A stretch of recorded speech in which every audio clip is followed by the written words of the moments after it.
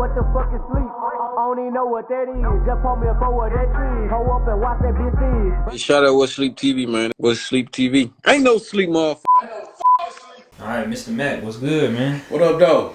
Man, we both appreciate you for your time. We appreciate you for letting you use the studio to do the interviews, and we're glad that you providing us with some content. Yeah. So, first off, I want to go ahead and tell everybody that's watching, because, the majority of our following, I'm going to have to say from, 12 to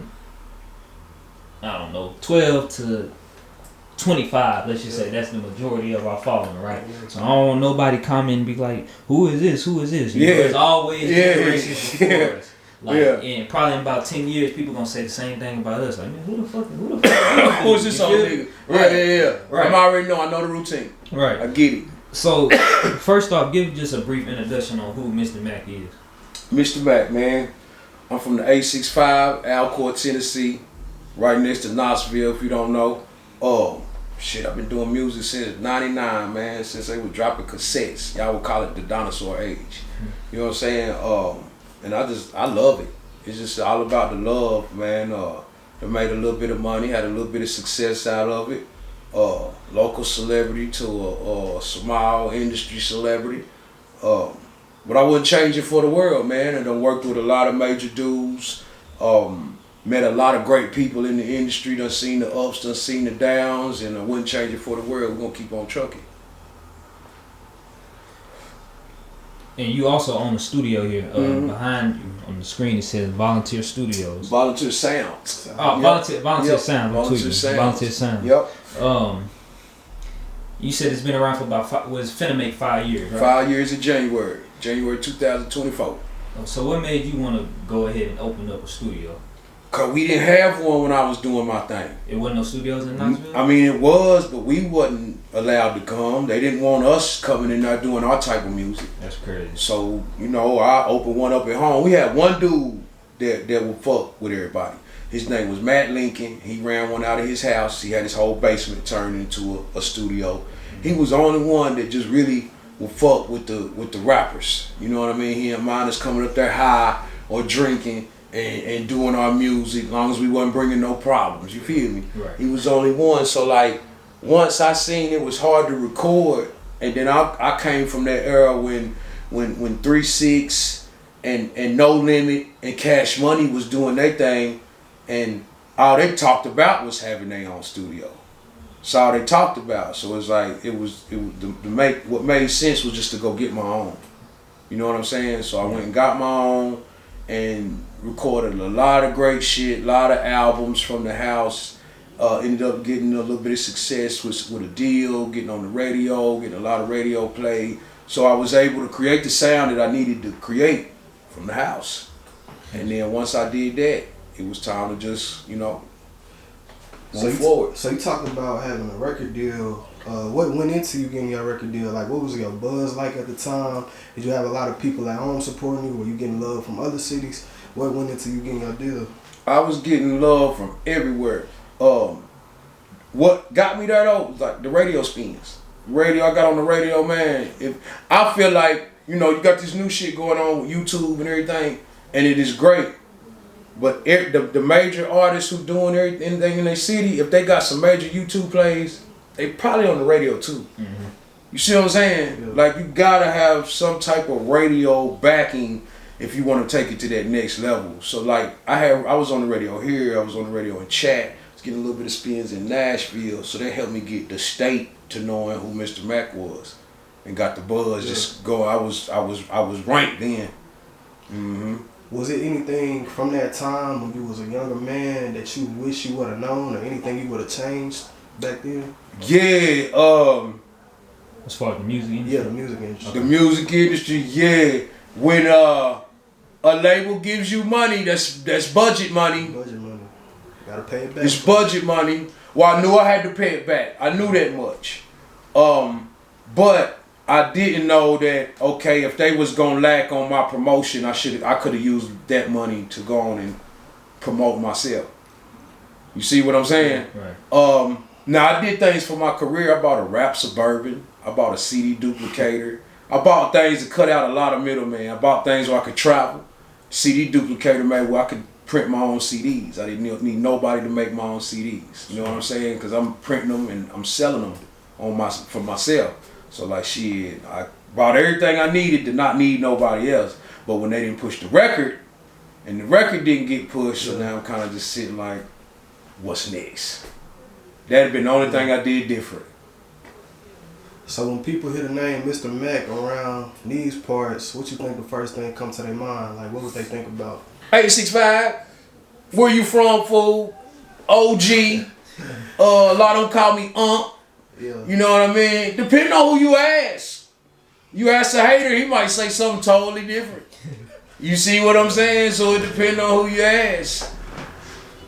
Shout out to my son. Head engineer in the building.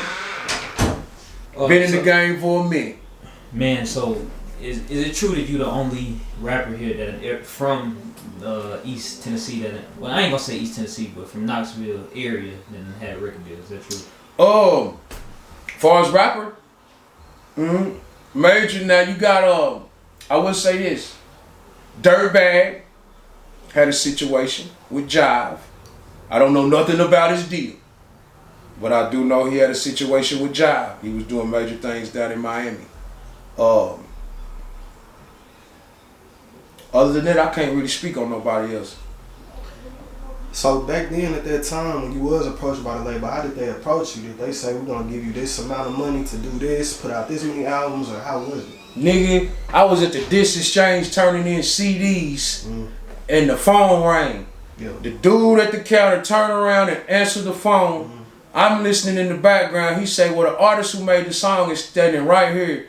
He handed me the phone. This wasn't in Universal, it was Atlantic. Yeah, it was Atlantic. So I'm talking to Atlantic. They asked me my all my information to get in contact with me. I give my manager number. Yeah. They call me, fly me up. By this time, Asylum is calling too. My numbers was going crazy on the radio. Yeah. You know what I'm saying? So Asylum called. Next thing you know, they flew me up. This is 06. Nobody offers me money though. They tell me that the song, the single I got out at the time, which was the 865, was not big enough on a worldwide, nationwide scale for them to get behind it. So I'm like, okay, and at the time I had another single, which was a remix with Yo Gotti, Starlito, and D-Cooley from 423. So that included the whole state. It hit the radio here. Crazy numbers. Yeah. They still told me it wasn't big enough. So I kept pushing for about a year. I think I had about 3-4 more singles hit the radio here. And I think that like that third or fourth single they called it. It was a song that the dude just came in. He was 8 years old at the time. He was on the chorus. And they called, and this time it was Universal Republic. And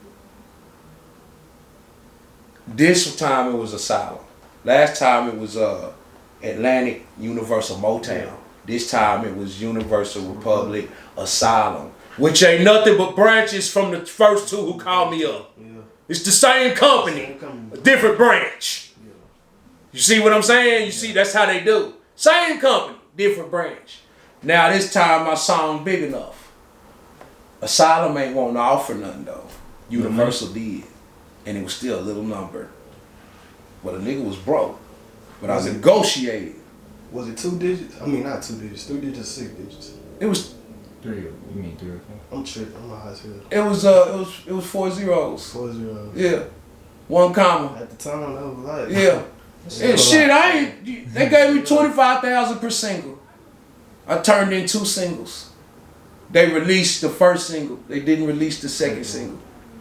And now that's $25,000 per single. Now I gotta pay a manager and I gotta pay a lawyer each time. I'm broke the first time completely when I get the deal. I'm living in the hood, trap house, selling drugs. You had to sign it at the time. Yeah, to change something. To change something that had been put. I was 32 years old. I wasn't just. You know what I mean? Like, so when I hear niggas talking about, I'm in 30, I'm done, man, you might be missing on your blessing. You don't really, if you got to put in 10 at least these days. All the real niggas tell you got to put in at least 10. That's what Jelly Roll told me. You got to put in 10. Fact. You gonna have to put in 10. Even like YoungBoy about to be a vet now, and he about to put his 10 out. You know, niggas like that just ended up with a crazy buzz. You see what I'm saying? I ain't saying phenomenal shit don't happen. You know what I mean? But watch what happens after he puts his 10. He probably gonna take the fuck off even more. You see what I'm saying? That's what I mean by putting your 10 in. That 10 he gonna goddamn. That boy been winning awards 4, 5, 6, 7 years now. Yeah, because I think he kind of... On gangster shit. Yeah. When we first started hearing about it, he was probably about 16. He was in high school. 2016? So he got 3 more years for that 10. But 26, so he been, and he what is he, 22, 23? 23. Yeah, he's like 23. He's still, man. Young. After he get that 10, watch what happen. Watch what happen. Wait till he get that, wait till he decide he want to be a businessman. Shit gonna go crazy for him. Because he already rich. You know what I'm saying? So a lot of people, they say it's like a evil side to the music game, like as far as the industry and the labels. And do you agree with that, or do you think it's all about what you do yourself and you control your own destiny? I think it's a little bit of both. If you'd have asked me that a long time ago, I probably wouldn't have said that. But now, watching the politics and seeing everything, yeah, it's an evil side. It's an evil side. There is gatekeepers. If you ain't an ass kisser, you're not going to the top. If you're not doing other things, you might not go too far either. You know what I mean? Yeah. And that's just from just what I can tell. It looks weird. You know what I mean? I just told somebody the other day, shit, you gotta stay in that $1 to $10 million bracket, because if you get past that bracket, demons probably gonna come to see you. Yeah, because that's what it is. Very demonic. Speaking of that, like the demons you talking about, like what's your relationship with music right now? Like, do you still got the same love for music that you had back then? Yeah, I wouldn't do it. You say you finna release a new single with Jelly Bro, right? Called country shit. Yeah, I wouldn't do it. I've tried to change the topics. Less violence. Yeah. You know what I mean? I really want to watch what I say, because it really does. It's power in the words. It's people listening. I remember when I was young and first hearing NWA and some of these niggas who came out, and my first question was, how are all these niggas killing these people and not in jail? You know what that meant? I believed it. Yeah. I believed what I heard. And when you young, like them YoungBoy fans and all that, they probably believe what them niggas is saying. You see what I'm saying? So it's power in the, you know what I mean? So you got a weak mind, they're gonna go do what these niggas is saying. So that just made me bring up something. Are you familiar with the rapper Yungeen Ace from Florida? Yeah, don't check this music out. Okay, so look, that made me think of this tweet right here. I'm gonna let you read this. I actually hate the fact that the people in the world, blogs, courts be thinking everything be rappers' fault on why people be fucked up in life, as in dying or going to jail, dropping out of school, or whatever the case may be. LOL, shit weird. LOL, people got their own minds, man. Stop blaming rappers.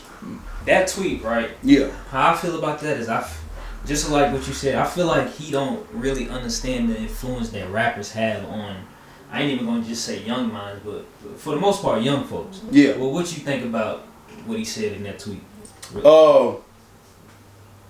He's taking offense to whatever's being said in the game, and he's defending himself as an artist.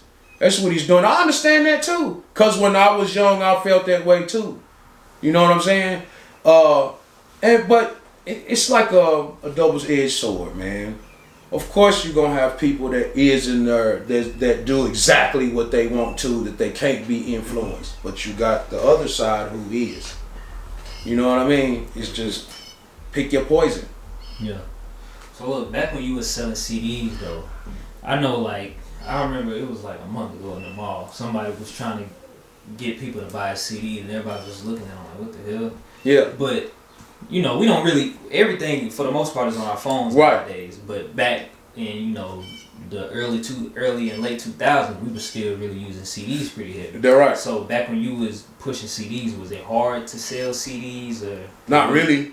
If you had your presentation right, if you knew how to approach a nigga, you was good. And then, you know, niggas respected your hustle back then. They'll spin with you just cause. You know what I mean? Yeah. Nigga respect your hustle just cause you out there on the grind doing that shit. Nigga might be out there in the hot sun. Nigga might be out there all day pushing these motherfucking CDs. You know what I'm saying? Shit. And nigga might say, just respect your hustle here, man. And then they like you though. Them your future fans. I remember when he was, then even if you don't whoop-de-woo go all the way, whoop-de-woo, they still fucking with what you dropping. You see what I'm saying? Yeah, I actually got an example. I don't know if you noticed, but Young Dolph, he used to pass out CDs. Like, I remember seeing it like on Twitter like a long time ago. People used to take his CDs and throw them away. Yeah. And it's just crazy that like, years later. Hottest thing in the world. He a legend. It's crazy. Yeah, so, that's just, that's part of the bandwagon. Every last one of them who threw one away probably ended up a fan. Then you know, you might not get everybody the first time. You know what I'm saying? That don't make it a bad situation or bad because they might not have liked what he was doing then, and then when he finally made something they liked, they like, okay, Dolph, now you got my attention now. You might have done heard. I done had some niggas had to grow on me that I didn't like it first, and later on like, alright, I'm fucking with that. You know what I'm saying? So, you know, it's just, that's the way of the world. Yeah. You know what I mean? That's one thing I had to learn, man, the way of the world. Some shit just it is what it is, man. Niggas have casual conversations. Sometimes they don't even make it bad. It could be a debate between who like this team or who like that team. Which nigga's wrong or right? You know what I'm saying? Well, during your career, like, what's one thing or one moment that you just will never forget that was real exciting or surprising to you that you got to experience that you may not have never thought you would have got to experience? The record deal was alright, man, but I believe being on the radio and still being in the hood and cars going up and down the street bumping my shit. You know what I'm saying? Yeah. Or even nigga working in a warehouse on probation, working in a warehouse, and my song coming on every 30 minutes, and my coworkers asking me what the fuck am I doing in there? You know? Yeah. Them are some of the greatest feelings in the world. It might seem like, damn, you know, wasn't too much of nothing going on, but even before the radio dropping shit and being in the hood and niggas riding up and down the street banging your shit, or you could pull up to a red light and motherfucker pull up banging your shit, cause he's truly, genuinely banging it. Right. That's the shit. Yeah. So with you not really getting that deal till you was 32, like growing up, what was you doing? Like, was you in the streets? Was you just trying to figure out what you wanted to do with your life? Like, how did you grow up? Shit, I grew up with both my parents. Both my parents worked, but you know, it's that average shit. We from the country, so they worked in warehouses and plants and did what they had to do to take care of me and my brother. But when we got older, became me and shit, I think I became a father at 22. I had been working for a while, but I had started smoking weed and shit. I cut hair in high school. I hooked up the neighborhood kids' systems in their car in school. So I was always like a Mac of all trades. I did a little extra shit to make money. But I lost my job and I was smoking weed and couldn't get another one. Started selling dope. Yeah. I started selling dope immediately. Mom and daddy was going through a divorce. Daddy was, he had hurt his leg. He was going through something. He was slowly losing his job. And he was selling drugs. Well, shit, I fell in line. My cousin was the plug from Atlanta, and he was bringing, and we just fell in line. You know what I mean? That's how it went down. A lot of people, when they take that path, they don't really get a chance to have a career. They either end up dying or going to jail. You're right. So, did you have anybody that kind of was like, you don't got to do this, you can focus on this music since you got this talent? Nobody. I had a couple niggas, you know, help here and there, but Did I help him for me to stop doing what I was doing? Hell the fuck no. I had to always do what I had to do. Yeah. You know what I'm saying? Shit, me and my bitch at the time, you know what I'm saying? Man, shit, my studio was in my baby mama house. But I'm with another bitch. You know what I'm saying? Mm-hmm. So shit, and I maneuvered that for years. Shit, my name ain't Mac for nothing. I maneuvered that for years. Hey, unrelated, but look, this just made me think. Like, it's this social media app called Twitter. You on there? Yeah. Oh, okay. Well, yeah. Just change it to X. Yeah. So look, somebody said something about how, man, back in the day, it had to be easier to cheat because, shit, you know, it wasn't no phones, it wasn't no cameras. It was phones. Well, yeah, it was phones, but it wasn't like cameras. I had a girlfriend in every high school. It was. It was way easier because nobody knew each other. There was no social media. It was definitely phones, but nobody talked to each other like that. Right. Everybody stayed to whoever. If you went to school over here, you didn't really mingle with these people over here unless you just knew somebody. Yeah. So yeah, it was way, man. Shit, you ain't heard about people having whole separate lives back then. Men having a goddamn family over here and a family over there, and this, that, and other. Shit, I wasn't hiding. My life wasn't hidden though. I really just had my studio in my baby mama house and goddamn lived over here. Me and this other woman was together. I knew what I was doing. Yeah, they said... And they put up with me long enough, so shit, that's how it went down. Somebody said you had to beg to get caught. For real. I ain't gonna say that. If they looking, remember this. They always looking, they gonna find it. Right. Yeah. And then if you goddamn slanging pipe raw, long, and hard, the other one gonna end up goddamn stalking you or trying to find you one day or looking for you. And man, what comes with you doing the dark always comes to light. It's just the realest shit ever. Yeah. It's just it don't matter. It's just you still gonna get caught. Yeah, you still gonna get caught. Well, your name Mac, like I'm sure back then you was Macking, you might still be Macking now. I don't know, but are you more of like a still old school dude, want to holler at the women in real life, or do you be sliding in the DMs? Like, I know you might not really be. I done did both. Yeah. No, I'm on technology, bro. Yeah, you see, man, it's devices everywhere. Okay. It's devices everywhere. It's all Macs, computers in here. Devices everywhere. Yeah, I'm up to date with I've always loved technology. I always gonna love that. But yeah, I done went in DMs. And I'll let you to your face. I don't that shit I don't give a damn about, especially if it's so say if it's a chick I done been wanting to get at. Yeah, I'm gonna say something to you. Man, like it kind of just sounds like your music career just happened. Like, where did the influence come from to make music? Did you have somebody in your family or someone you looked up to? It was just I always done love music. At 47 years old, hip hop just turned 50, right? Yeah. So that means I done got to see all of it. Yeah. So I'm a fan of the New York music. I'm a fan of the West Coast music. I'm a fan of down south. I'm a fan of the Detroit. I'm a fan of all of that. I've got to watch it change and evolve and go through everything. So like, but what made me want to rap? What made me like, man, pick up that pen is when it hit Tennessee. When 3-6 and Skinny Pimp and Project Pat and them boys came out, it was like it's our turn. You know what I mean? That's how I felt. It was our turn, and I jumped in. I got a question for you. So, since you've been around, since he seen the rap music industry way more than us. Yeah. Lately, I've been seeing on social media how people been saying, since people like Sexy Red is one of the biggest from her city in music right now, that rap is about to get to the point where it started dying because for some time rap music has been like the most popular. Do you see that? Man, listen, that's old bitter motherfuckers that's on that bullshit. Listen, this is all this happened. I just told somebody this the other day, and this is my opinion. It's my opinion.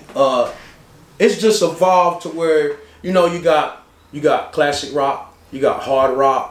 You got punk rock, metal rock, got all those different kinds of rock, right? Mm-hmm. Same with rap, gangster rap, street rap, drill rap.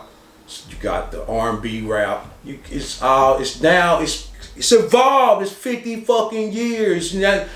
I'm gonna say it on camera. You got the gays rapping now. It's different shit going on. Right. It's like it's music for everybody. And the women running shit right now. If you turn on the radio, that's all you hear is a woman's song. So what, the men gonna be mad at that? That's sucker shit. That's hating shit. That's hating shit. Be happy with where it's going. Be happy it's still even here. The motherfucker said it wasn't even gonna last this long. Go back and check the record books. They were saying it, rap ain't gonna last that long. Shit gonna be here and gone. They predicted it to be a fad. Till they white kids start listening to it. Start reciting all the rhymes and shit like that. It wasn't even supposed to last this long.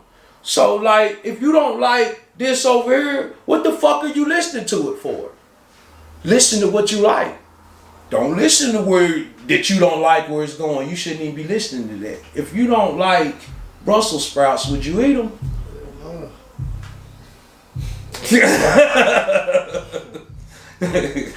I want to talk about the studio.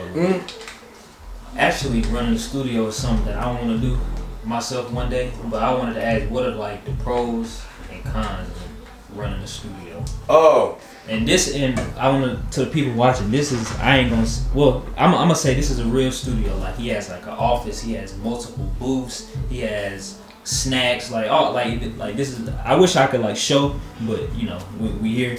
But yeah, just talk about the pros and cons of running like a studio like this.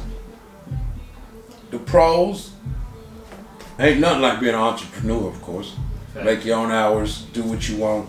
The pros of the studio for me, I'm hearing music. We hear Hardaway right now. Right. Yeah. You see what I'm saying? We hear Hardaway in the big room below us right now. I get to hear beats and shit.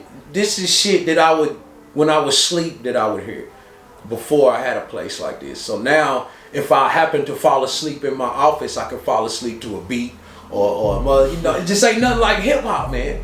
You know what I'm saying? So to be able to even reinvent myself as having a good, I could say I've had a good successful career because I've made something off of it. I believe if you've made something off of it and you got fans and you can drop something and people still listening, then you've did okay. You know what I mean? No matter what level it is. There's some people that did it for years and not made a quarter. I'm not one of them.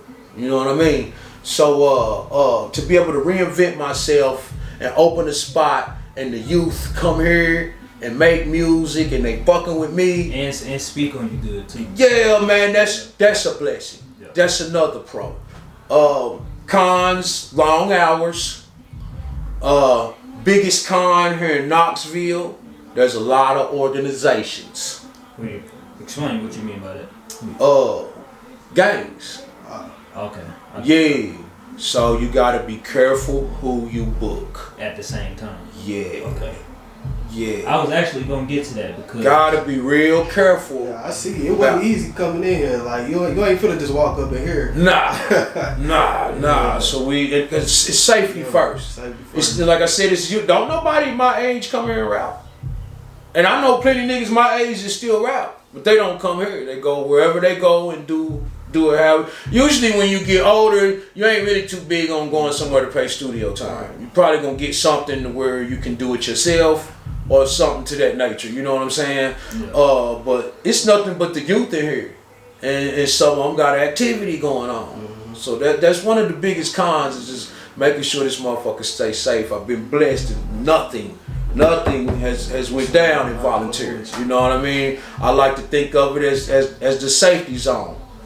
But one thing you gotta know, one thing you gotta understand in the streets, that if a nigga looking for his man, sometimes it don't matter where it's at. Or who there. Even John Wick goddamn fired off in the safety zone, didn't he? Y'all seen John Wick 3? I know it's a movie, but he fired off in the safety zone. Yeah. They put him out for that shit too, didn't they? But that's, you know what I mean? So that's it. What advice would you give to the young niggas, like the young artists trying to come up that may be in the streets? Be a smart criminal. Don't get caught. So. Don't get caught. I was in the streets. I ain't never been to prison. I have been caught. Got put on probation. Didn't get caught with a lot of shit. So there wasn't enough to just goddamn fry me. You know what I mean? Got like 10 years probation. Lot of probation. But that was the only time I just really got caught on something that just fucked me up. But be a smart criminal. If you gonna be out here, just be a smart criminal. Because I ain't gonna tell you don't get your money. I can't tell you how to live or I don't know a nigga's situation. You know what I'm saying? You never know what a nigga's situation on the why he had to do something. We want to know about how you started to get, you know, your name circulating out in Nashville. Who did you network with first? You know, that's where both of us from, and that's where like our following is the strongest and where we started at, Nashville. My biggest, the first dude I fucked with out there was All-Star, Lito.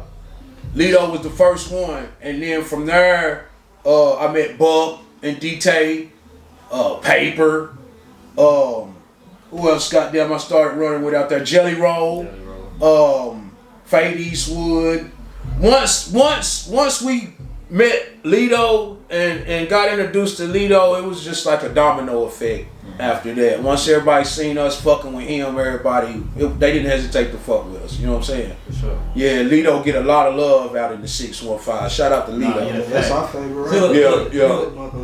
So look, you want to know something? So we went to middle school, high school, everything together, right? Yeah. Back in middle school, that's when Starlito's name started circulating, from what I understand. Yeah. Right. Mm-hmm. Yeah. Man, Starlito was so big in our school that you was lame. You didn't know who Starlito was. Yeah. If you ain't hear that last Lito song, you was lame. Yeah. Lito the man. Yeah. Very, very lyrical. So look, with that being said though, you know, Lito, he don't really do a lot of interviews. Mm-hmm. Can you share how, cause you know, you say you done a song with Starlito before, right? Yeah, I got a couple with him. I've been around him a few times. We done been around each other.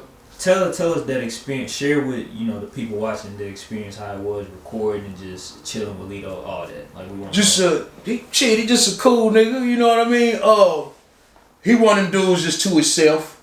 You know, some people just ain't. He like his lyrics and shit. You know, how some people just ain't really social if they don't know you. They might open up after they get to know you. You know what I mean? But they trying to see what you on first. Right. You know what I'm saying? But that didn't stop him from handling his business. You know what I mean? The proper way. Cause dudes stand on their business, and even when it come to dropping them bars and going in the studio, once all the business is straight his way, he going in there and taking care of it, and to be able to do shows with him. I got videos where we got the shows together and stuff like that. The more you around him, the more he gonna open up. You know what I'm saying? I think he likes keeping it the mysterious way. You know what I mean? Some things. We come from that era too, like, you know, the social media shit got it to where motherfuckers putting out everything about their life, I can remember when niggas was coming out. I remember Outkast came out, 94. I don't think the next goddamn album came out to about 96, 97. You know what I'm saying? These new fans, we too spoiled. You know? Right. We had to wait that long. And then we had to wait on the magazine to even read something. Or hope they was on Rap City to see something. You feel me? Now we got this. Yeah, we didn't have mixtapes. So niggas wasn't putting out mixtapes like that shit. Gucci them started that. You feel me? Mm-hmm. So yeah, this new shit, it's been that's what's been kind of hard to adapt to. When you spoke about the technology earlier, that's the part I'm finally trying to get TikTok going and Instagram going. I've been had them. It's hard for me to get them going. I got you. Yeah, I got my Facebook popping, but that goddamn IG and that TikTok, this shit a little difficult. Well, listen though, I actually wanted this ain't really a question. I wanted to salute you. Like, I searched you up on Apple Music and like you can find everything like easy. Like that's good. Like when I talked to Jelly Roll, he was like, he named, you know, a few people that he had worked with in the past, and he was just like, man, they couldn't adjust, you know, to this new stuff. Right. You know, so they can't really get to these, you know, fans our age or just, you know, anybody, because most people they're using stuff on their phone. I searched you up on Apple Music. I see Project Blow. I see. Yeah. All your recent stuff. So you doing it right. You doing a good job. Yep. I'm about to take it all down. Why? Well, I just started my own label. Okay. So I got distribution through Universal, which is ironic. You know what I'm saying? Wow. Yeah. And so I've been using CD Baby for years. Okay. where they give me 25 to like 30 platforms, now I'm gonna have 200 to 300 platforms. You know what I mean? So like, you think they listening to Spotify in Japan? Probably. I don't know. Yeah, maybe if you're from over here. Right. If you're from over here, you might be. If you're from Japan, you're probably listening to whatever Japan's using. Right. They probably have their own Spotify. Yeah. Over there. They low key got their own everything. Like, you see what I'm saying? A lot of them don't even like iPhones. Is like that ain't really a thing in a lot of probably places. a toy over there. Some like I don't even know the name of it. It's probably a toy.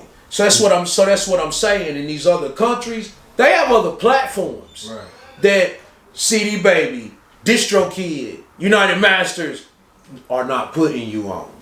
So with this new platform I got, I'm pulling all my music to re-upload it to be spread out to a whole lot more platforms. Sure. Yeah. When I talked to Hardaway about you, he was like, "You're really like a pioneer of the Knoxville rap music scene." That true? Hell yeah. Explain. I'm one of them. I'm one of them. Shout out to the Nuts. Shout out to the 5 Foot Giant, Blue Cheese, G Rapper. But I'm one of them. Yep. So being that you done seen both well, I ain't gonna say both generations. I'm gonna say all generations. But you've been, I'm gonna say probably maybe 2 or 3 generations of music, seeing like how things work. Do you think it's easier to get like quote unquote get on as a rapper back when you first started or now? What do you think? I'll say back then. Why? Because now it's oversaturated. It's oversaturated. Good point. And it's strictly about the money. All about the money. Well, when you say you could buy your way in. Okay. Yeah. Right. You could buy your way in. Like the radio station around here that I dealt with, the Clear Channel radio station, they don't do payola. You can't pay to get on the radio. You go to them talking about some money, you're probably not gonna get on the radio.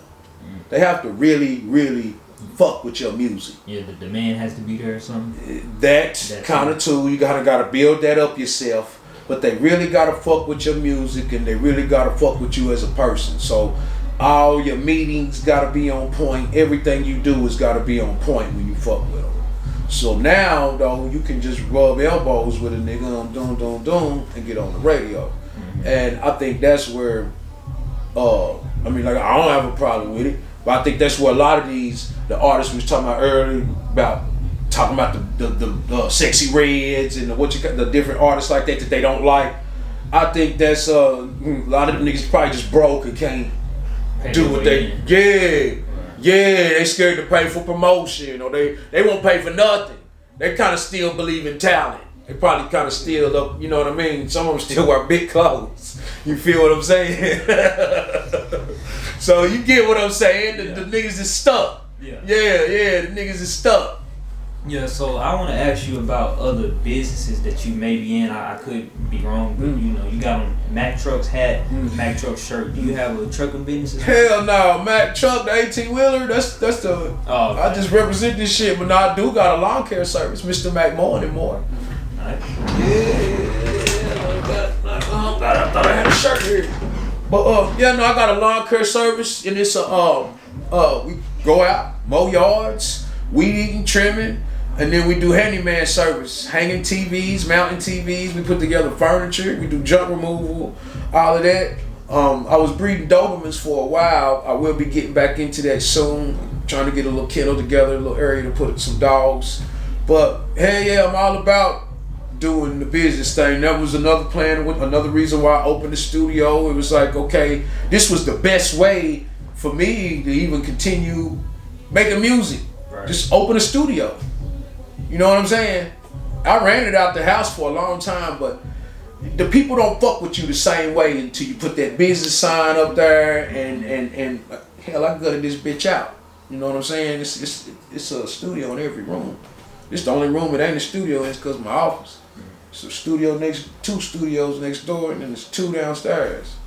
Are you open to saying how much you had to put up to even start this studio? I did my shit as I went. I do it as I go. Okay. The place ain't even finished. You know what I mean? The podcast studio down there, it ain't even been used yet. Yeah, I seen that. Yeah, it hadn't even been used yet. Yeah, I'm all about trying to do more stuff and get it up more cranky. You had talked about you worked with some Tennessee legends in the past, like Jelly Roll, Yo Gotti, Starlito. Did you form any relationship outside of music with anybody in the industry that you still talk to? Like, I still talk to Skinny Pimp. I still talk to Project Pat. I still talk Bone Crusher, my cousin. oh wow. Yeah. So I still talk to him. And I still talk to Young Ralph. So them some of the few that I still talk to. A lot of the other dudes, it's probably a run into thing. I'm sure if I ran into Buck or Lito, it's all love. Mm-hmm. I talked to Young Polo a little bit about, is he more of a, you want to cash out or something, or like is your credit the most important? How important is credit to you? It's very important. In this day and age, you gotta have it if you want to do certain things. You know what I mean? As far as getting a home and doing all that, you can do it the hustle way, the cash. Both ways, both is important. Really, in all actuality. Because even with the credit, if you go buy a house, you still gotta have a down payment. Yeah, facts. You see what I'm saying? You gotta have the income to. Yeah, even with a car, unless you got that A1 credit, it take a minute. Like, it's some people that can go swipe and get a car, but they didn't get there overnight. You see what I'm saying? They had to have some cash somewhere down the line to get to where they're at now. So it's one of them hand-in-hand things, like motion and progress. You know what I'm saying? Can you tell the people watching, since most of our following is mostly younger folks, how important just starting to build your credit at a young age is? And the earlier you start, the better, right? Yes. Okay. Mm-hmm. Yeah, get them a little lesson, some free game as much as you're willing to give. Well, from what I learned, this is what I told my son. Get you a credit card, no matter what your limit is. Even if it's $300. I started out with $500. Okay, that's great. That's a great number. So what you do is you buy food every day, right? Buy food every day, right? Yeah. Probably put gas in your car every other day, every day, whatever. Yep. What you do is, instead of you're gonna go pay with cash. You already know that. Or off your debit card, however. Right. You go swipe that shit.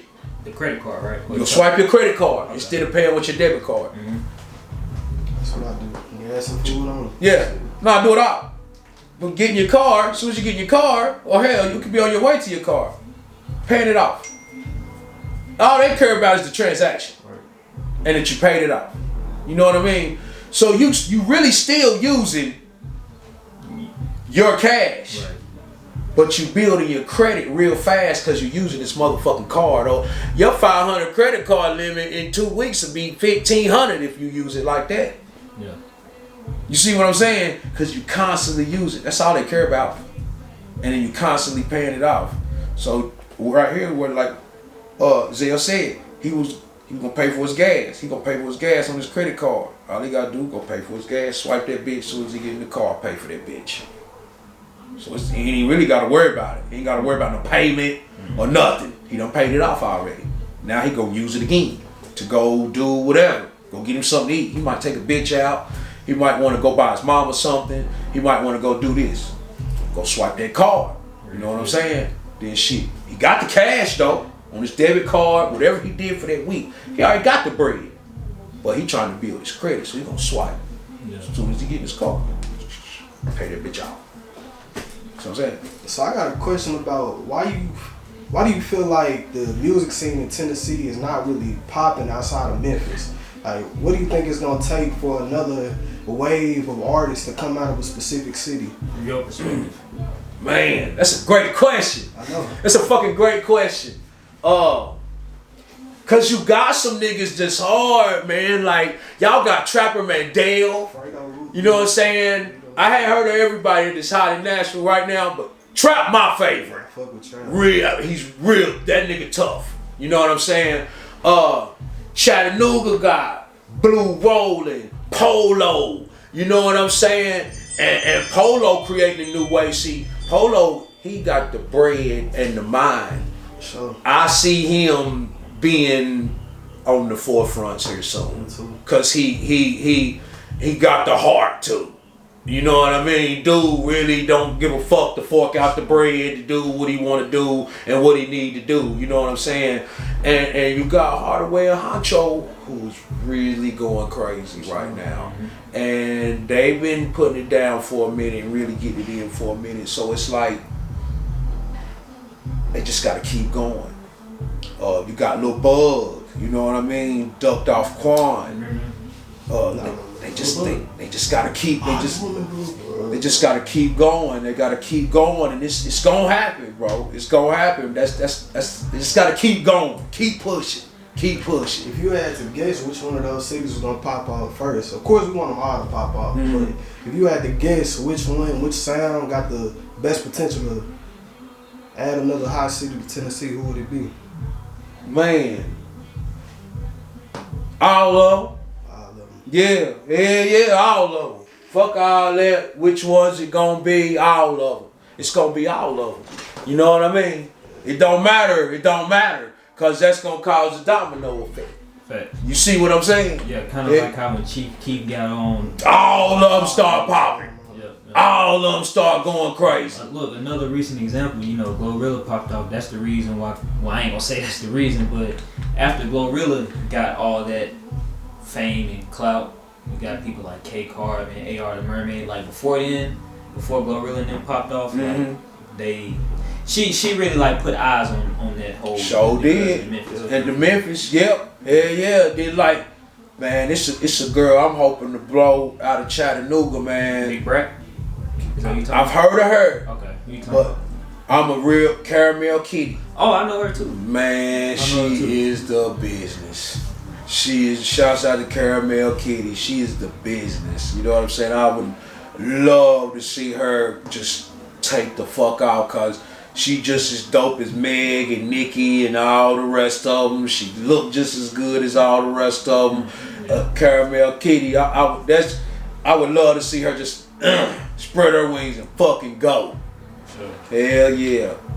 Well, is there any other topics that we ain't touch on that you want to talk about? Any shout outs you want to give? Shout out to the whole Tennessee, man. Loved everybody, man. Shout out to y'all for having me. I really appreciate y'all fucking with me, even being here, coming up here to fuck with the young guys. I heard y'all y'all did Hardaway, Honcho, and Polo, right? Not Honcho today. Today was his son's birthday, so we he couldn't get down. Okay. But we edit that fly. Shit. I'm gonna get with Young Honcho though. Me and Young Honcho, we've been pretty cool for years. Yeah. Like since I started 2019. Oh, okay. Dig it. Yep. Word up. Well, tell them all what social media platforms they can find you on that you want them to go follow you on. I know I'm on everything, man. Instagram, Mr Mack 865. Let me see. I think my TikTok is Mr Mack 865. Okay. My Facebook is Mr Mack Leroy Williams Jr. My Twitter is Mr Mack 865, and my YouTube is Mr Mack 865. For sure. So yeah, I'm on all the platforms. Come out at your boy, man. If you need studio time, if you're in the state, if you just here visiting, come out at your boy. Room A 60 an hour, room B 50 an hour, room C 40 an hour, room A 6-hour block 300, 12-hour block 600, room B 6-hour block 250, 12-hour block 500. I'll let your boy, man. Top quality. That comes with the engineer too. Our sound just as good as any other studio in the world, man. Big boy mics, big boy plug-ins, big boy preamps, Pro Tools, everything. And you can smoke in this bitch. Can't smoke in the booths though. Alright, for sure. All right, Mr. Mack, man, we appreciate you for your time and blessing us for some good content. You should do some more and more interviews. You know, if the opportunity presents itself, you do good interviews. About to create my own podcast up, man. I've been doing this shit a long time, so I know how to get down, man. I know what I'm doing. For sure. Yeah. All right. Y'all know what to ask. Y'all know what y'all doing too, man. Shouts out to y'all. Yeah.